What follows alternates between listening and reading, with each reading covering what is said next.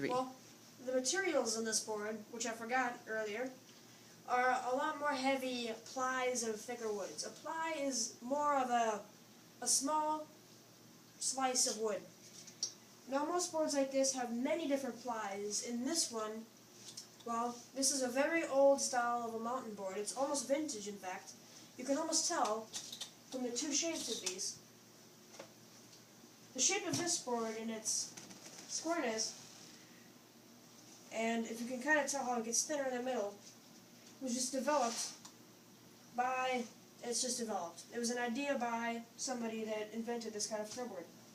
If you see mine is pretty much a flat plank of wood, and it's twin directional. Well, as well as this, but notice that the nose of it has a different form, which will let me go over different terrain much easier. Also, which will let me go over different terrain, is the flex of these two boards.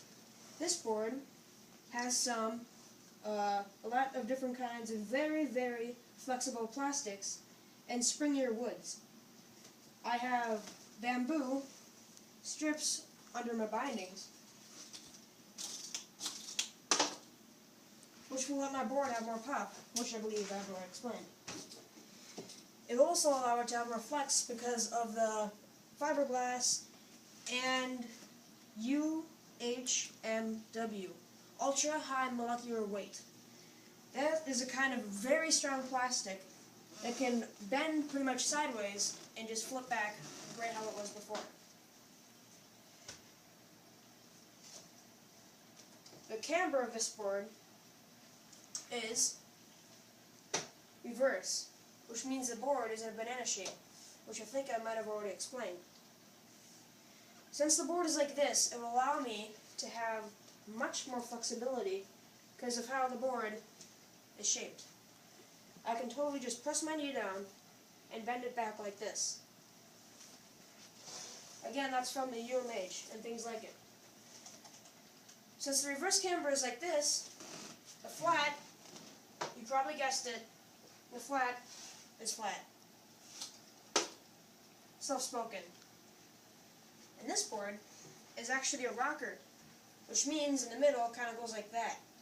Like the total opposite of what I said. Like if I lay it on the ground, you can tell that right here, it's much, much far off the ground. Do all you guys get that? Would you say, Kipper? No, you don't just stand on it. Use the bindings. For instance, this board, the bindings are clip-ons. You need a special type of boot. These are very fast and very easy to put on. But the thing they lack is ankle support because there's no ankle backing like you see here.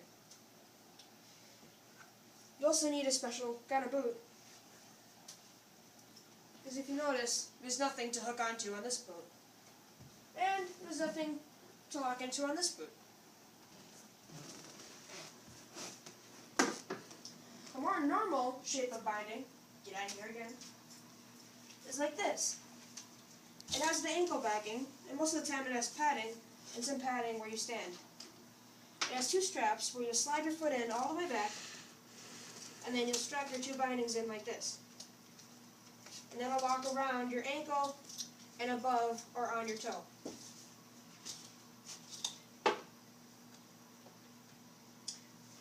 Some bindings like this have cutouts that allow the binding to flex.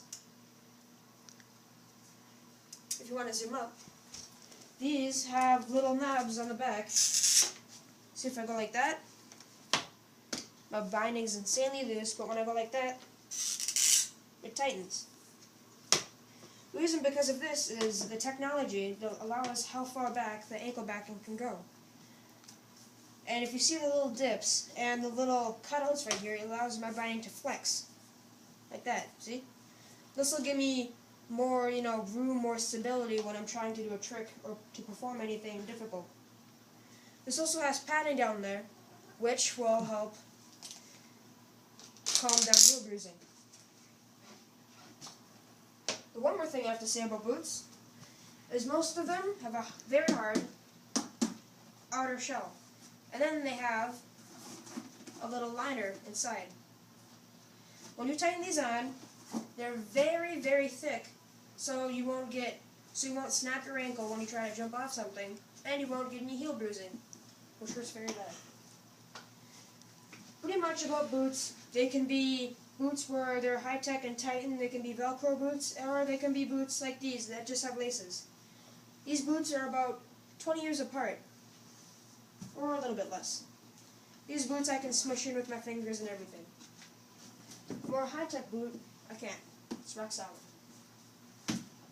Would you say? Well, you don't know how the snowboard moves. Pretty much a snowboard moves, but when it moves on the snow, it creates a small amount of water. This water acts as a lubricant and propels the board forward. That's why it's very important to have your wax on, because if you're trying to do this with plywood, you wouldn't slide very well.